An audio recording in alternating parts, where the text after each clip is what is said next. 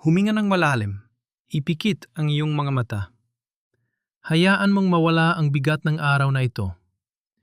Sa gabing ito, iiwan natin ang mga problema ng daigdig.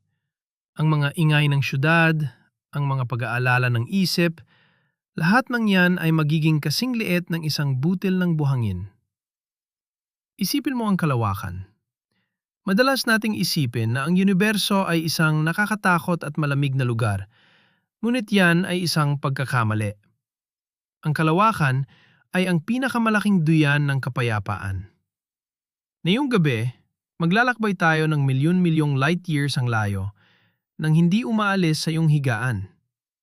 Susundan natin ang tingin ng pinakamalakas na mata na ginawa ng sangkatauhan, ang James Webb Space Telescope.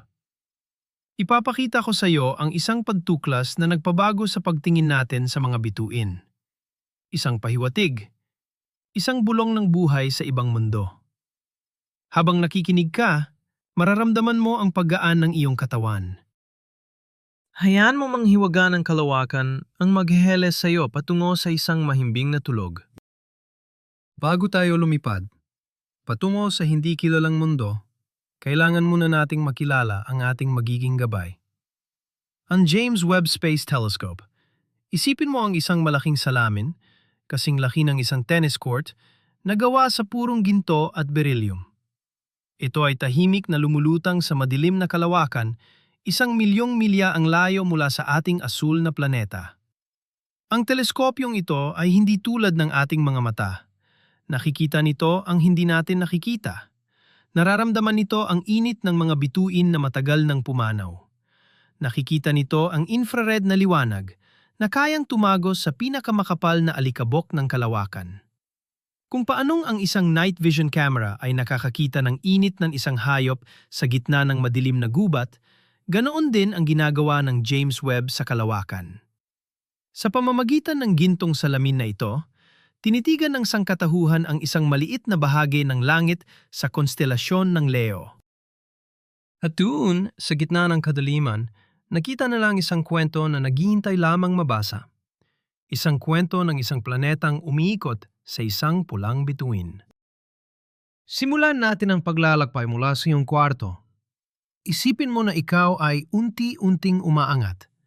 Tumadaan ka sa bubong, sa mga ulap, hanggang sa tuluyan mong maiwan ang atmosfera ng ating mundo. Napakatahimik dito. Walang hangin, walang tunog. Tanging ang banayad na liwanag ng bilyon-bilyong bituin ang sumasalubong sa iyo. Maraming tao ang may maling akala na ang kalawakan ay isang patay na lugar, isang malaking kawalan. Ngunit ang totoo, ito ay puno ng musika. Hindi musika na naririnig ng tainga, kundi ang musika ng liwanag at grabidad na sumasayaw sa dilim. Ang paglalakbay natin ay tila isang malambot na paglipad sa ibabaw ng isang kalmadong dagat sa madaling araw. Huminga ng malalim. Dito, ligtas ka. Habang tayo ay lumalayo sa ating araw, ang paligid ay nagiging mas madilim, ngunit mas mapayapa. Nararamdaman mo ba ang lamig? Ito ay hindi ang lamig na nakakapanigas, kundi isang preskong hangin na naglilinis ng iyong isip. Patungo tayo sa konstelasyon ng Leo, isang malaking imahe ng leon sa kalangitan. Sa direksyong iyon, humigit kumulang 120 light years ang layo. Naroon ang ating destinasyon. Ang distansang ito ay tila napakalayo. Kung maglalakbay ka gamit ang isang eroplano, aabutin ito ng milyon-milyong taon. Ngunit sa iyong imahinasyon, tayo ay makakarating doon sa loob lamang ng ilang sandali. Ang isip ay mas mabilis kaysa sa liwanag. At ngayon, bumubulaga sa atin ang isang maliit at pulang bituin.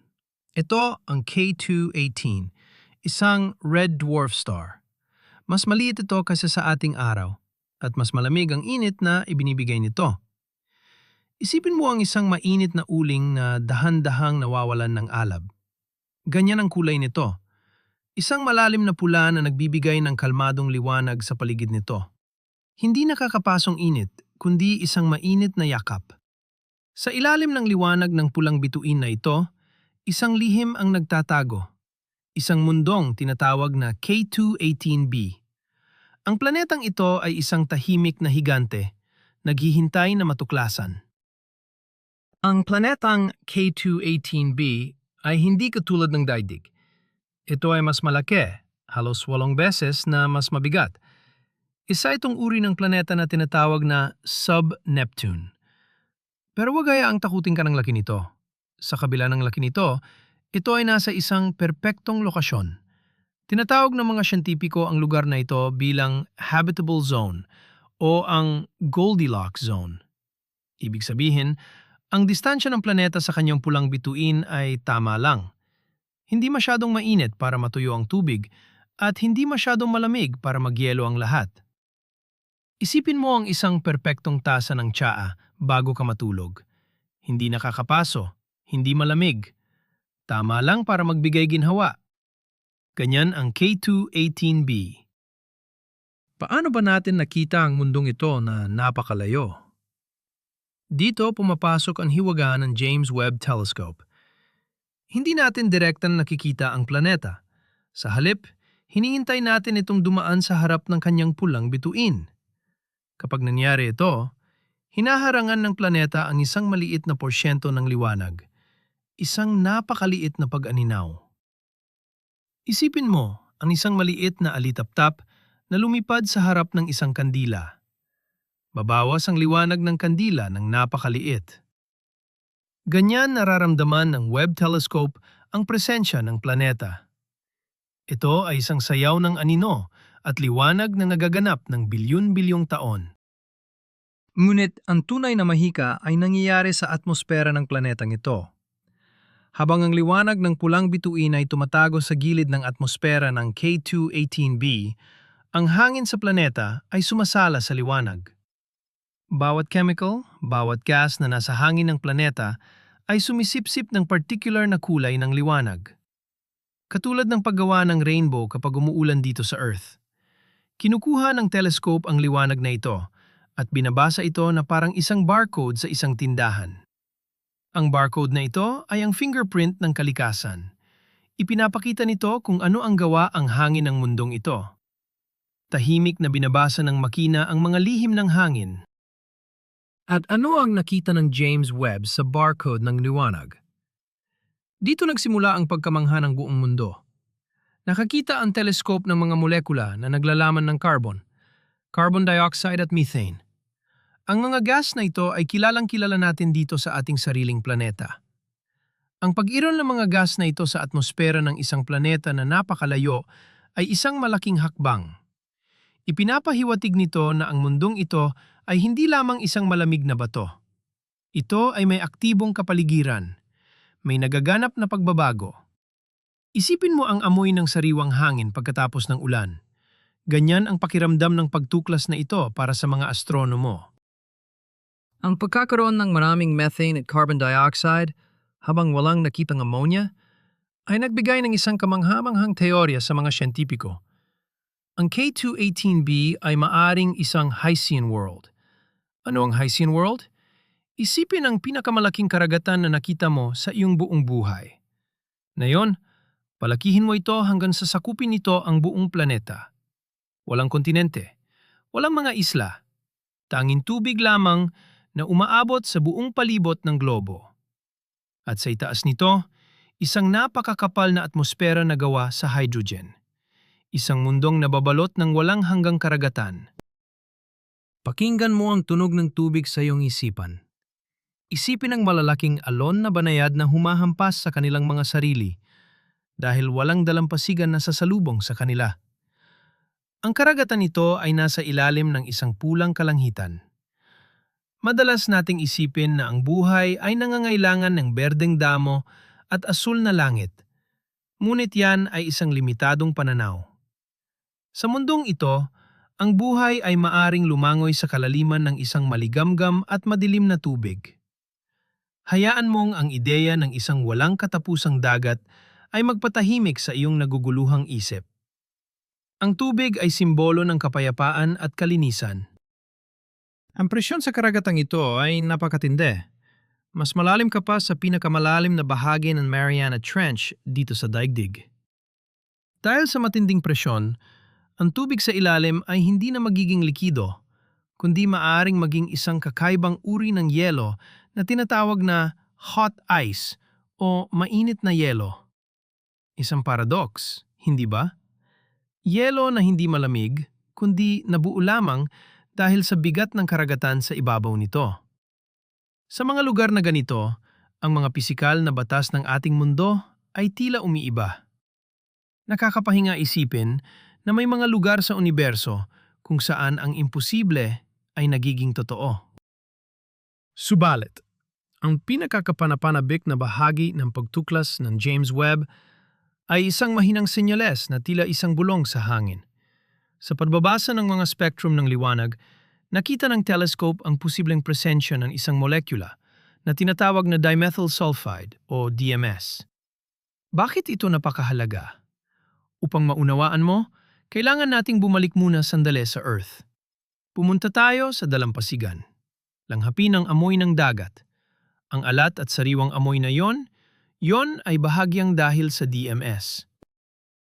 Sa ating planeta, ang dimethyl sulfide ay hindi ginagawa ng mga bato o ng mga Vulcan. Ito ay ginagawa ng buhay. Ginagawa ito ng maliliit na nilalang sa ating karagatan, ang mga phytoplankton. Ang mga microscopic na alga na ito ay naglalabas ng DMS kapag sila ay namamatay o kinakain ng ibang hayop. Ito ang pabango ng buhay sa dagat. Ang makita ang potensyal na bakas ng molekulang ito sa isang planeta na 120 light years ang layo ay isang nakakabinging katahimikan sa mundo ng agham. Ito ba ay senyales ng buhay? Isipin mo ang kalaliman ng karagatan ng K2-18b. Sa gitna ng dilim na inilawan lamang ng pulang sinag ng kalapit nitong bituin, maaring may mga maliliit na organismo na lumulutang. Hindi sila katulad ng mga isda o balyena na alam natin, kundi mga simpleng selula na patuloy na nabubuhay at gumagawa ng sarili nilang ekosistema. Ang buhay, kahit gaano kaliit, ay may paraan upang mabuhay. Ang ideyang ito ay nagbibigay sa atin ng pag-asa. Hindi tayo nag-iisa. Sa gitna ng malawak na kalawakan, may mga tahimik na kasama na nabubuhay ng payapa sa kabilang dulo ng bituin. Gayunpaman, ang universo ay nagtuturo sa atin ng pasensya. Ang pagtuklas na ito ay nangangailangan ng higit pang pag-aaral. Ang senyales ng DMS ay mahina. Kailangan pang titigan ng James Webb ang mundong ito ng mas matagal upang maging sigurado. Ang agham ay hindi nagmamadali. Katulad ng pagtulog na hindi mo maaring pilitin, ang katotohanan ay lumalabas lamang sa tamang panahon. Hayaan natin ang mga astronomo na gawin ang kanilang trabaho. Ang mahalaga ngayon ay ang pagtanggap natin sa posibilidad. Ang posibilidad na ang ating panaginip ay binabahagi rin ng ibang mundo. Madalas tayong magkamali sa pag-iisip na ang ating mundo lamang ang pinakamahalaga. Ngunit kapag tumingin ka mula sa labas, kapag inilagay mo ang iyong sarili sa sapatos ng kalawakan, makikita mo na tayo ay bahagi lamang ng isang napakalaking symphony. Ang daigdig ay isang nota at ang K2-18b ay isa pang nota.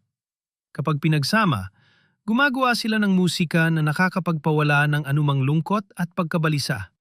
Ang lahat ng nangyayari sa iyong araw, lahat ng stress, ay napakaliit kapag inihambing sa laki ng universo. Bitiwan mo ang iyong mga alalahanin.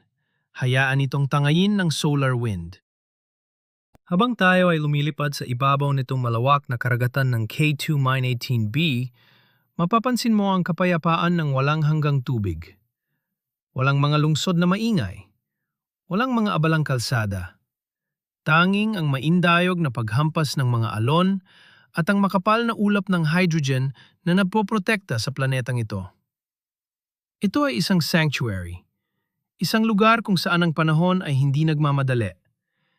Isipin mo na ikaw ay lumulutang sa tubig na iyon. Nararamdaman mo ang suporta nito sa buong katawan mo. Wala kang ibang gagawin kundi magpahinga at magtiwala sa agos. Sa ilalim ng pulang liwanag, ang mga kulay ay nag-iiba. Ang tubig ay maaaring magmukhang kulay lila o madilim na asul na may bahid ng ginto mula sa bituin. Ito ay isang tanawin na hindi kailanman nasilayan ng kahit sinong tao. Ngunit nandito tayo ngayon, Nakikita ito sa pamamagitan ng lakas ng isip at pagtuklas. Ang kagandahan ng pag-aaral ng kalawakan ay ang kakayahan nitong dalhin tayo sa mga lugar na hindi abot ng ating mga katawan. Pinapalawak nito ang ating pangunawa at pinalalambot ang ating mga puso. Mas komportable ang matulog kapag alam mong ang universo ay puno ng mga nakakabighaning sikreto. Paano kaya nabuo ang mundong ito? Biyun-bilyong taon na ang nakalipas bago pa man umiral ang Earth. Ang paligid ng bituing K2-18 ay isang umiikot na disko ng gas at alikabok. Isipin mo ang isang malaking ipo-ipo ng liwanag. Sa paglipas ng mahabang panahon, ang mga alikabok na ito ay nagsama-sama, unti-unting lumaki. Kumapit sa isa't isa dahil sa puwersa ng grabidad. Walang ingay na sumabog, tanging tahimik na pagkakaisa lamang ng mga materyal. Ganyan ipinanganak ang planeta na tinitingnan natin ngayon. Mula sa alikabok, naging karagatan. Lahat ng nakikikita natin sa kalawakan ay may koneksyon sa atin. Ang carbon dioxide at methane na nakita sa hangin ng K2-18b ay binubuo ng mga atomo na ginawa sa loob ng puso ng mga namatay na bituin. Ang parehong mga atomo ng carbon ay nasa iyong balat, sa iyong buhok at sa hangin iyong hinihinga ngayon. Tayo ay literal na gawa sa alikabok ng bituin. Ang katawan mo ay isang bahagi ng kalawakan na kasalukuyang nakakaranas maging tao. Kaya't kapag ikaw ay nahihiga sa gabi, hindi ka lamang natutulog sa isang kama. Ikaw ay nagpapahinga sa yakap ng kosmos. Panahon na upang dahan-dahang iwanan ang K2-18b. Nakita natin ang kanyang pulang bituin. Naramdaman natin ang kanyang walang hanggang karagatan. Nakinig tayo sa bulong ng kanyang mga lihim na molekula. Hahayaan natin siyang patuloy na umikot ng tahimik sa dilim. Umaatras tayo ngayon, iniiwan ang planetang iyon na kasing liit na muli ng isang tuldok ng liwanag. Lumilipad tayo pabalik sa malawak na kalawakan. Ang dilim ay muling pumapalibot sa atin, ngunit hindi ito nakakatakot. Ito ay nakakapanatag. Katulad ng paborito mong malambot na kumot.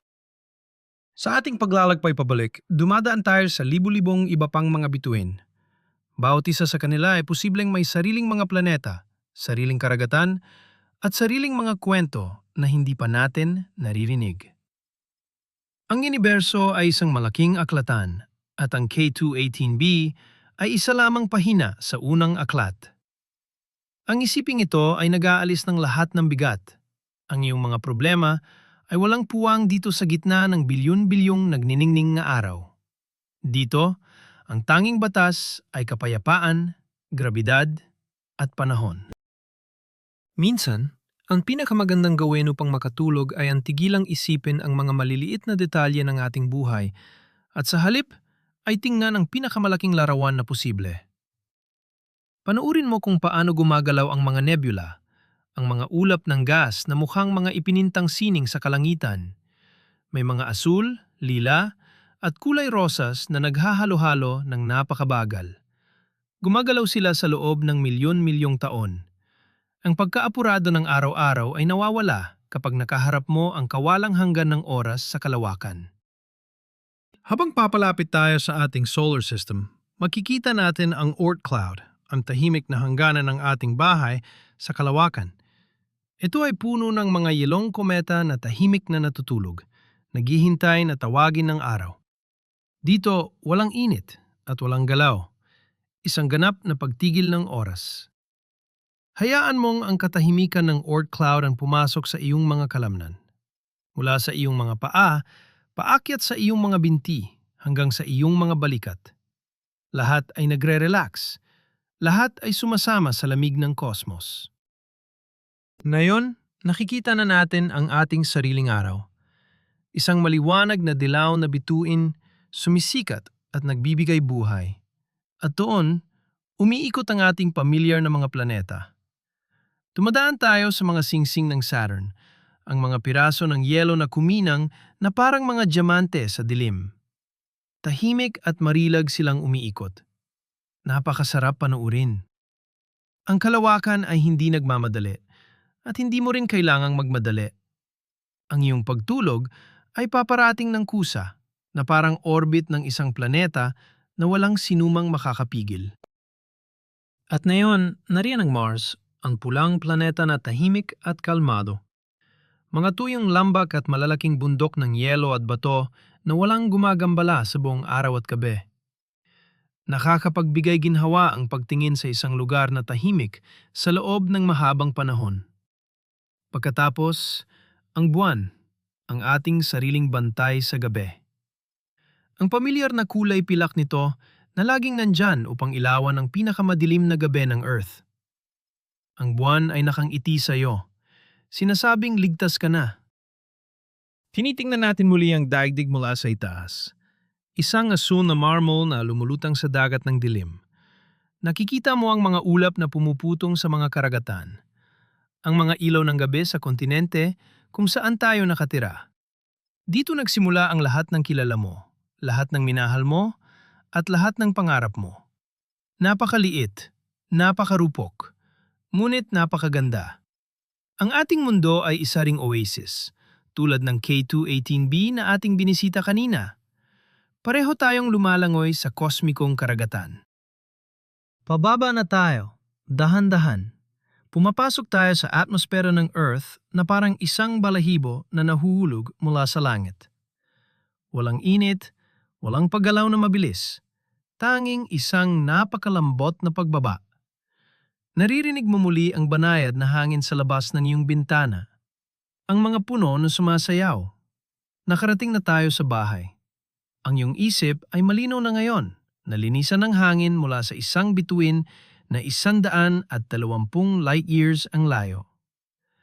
Ang iyong higaan ay nararamdaman na mas malambot at mas komportable ngayon.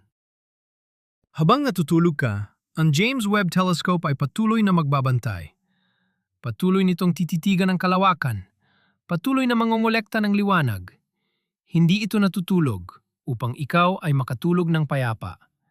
Binabantayan nito ang universo para sa atin. Sa bawat gabi na ikaw ay nagpapahinga, ang agham ay naghahanap ng mga bagong sagot at mga bagong kwento. Ang bawat pagtuklas ay isang hakbang upang maunawaan natin na hindi tayo nag-iisa. Hayaan mong ang isip mo ay maglakbay sa karagatan ng K2-18b sa iyong panaginip. Lumangoy kasama ng tahimik at mainit na agos ng tubig. Wala kang naririnig na problema dito. Wala kang iniisip na bayarin, trabaho o gulo. Ikaw, ang tubig at ang pulang bituin sa langit. Ang buong universo ay ginawa para ikaw ay mamangha at magpahinga. Huwag mong labanan ang pagtulog. Hayaan mo itong hilahin ka, tulad ng grabidad na humihila sa isang planeta. Malambot at hindi napipipigilan. Huminga ng malalim sa huling pagkakataon. Pakinggan ang tibok ng iyong puso at isipin itong sumasabay sa maindayog na pag-ikot ng mga kalawakan. Tayo ay bahagi ng isang malaki, maganda at tahimik na sistema. Ikaw ay ligtas, ikaw ay mapayapa at bukas, ang araw ay muling sisikat. Sa ngayon, hayaan nang ang gabi ang maghari. Nakarating na tayo sa katapusan ng ating kosmikong paglalakbay ngayong gabi. Mula sa kwarto mo hanggang sa mga karagatang nababalot ng yelo at hydrogen ng K2-18b, nakita natin kung paano binuksan ng James Webb Telescope ang mga pinto sa mga mundong dati ay hanggang pangarap lang. Ang universo ay hindi isang walang buhay na lugar. Ito ay isang naghihintay na awit ng pag-iral. Salamat sa pagsama sa akin sa mapayapang paglipad na ito. Sana ay nahanap mo ang katahimikan na nararapat para sa iyo. Bago ka tuluyang maglayag sa mundo ng panaginip, huwag kalimutang mag-subscribe para mas marami pa tayong matuklasang magkasama sa ilalim ng mga bituin. O ano? Ano kaya ang sa tingin mong makikita pa natin sa kadiliman ng kalawakan? Matulog ng mahimbing at hanggang sa muli nating pagkikita sa mga bituin.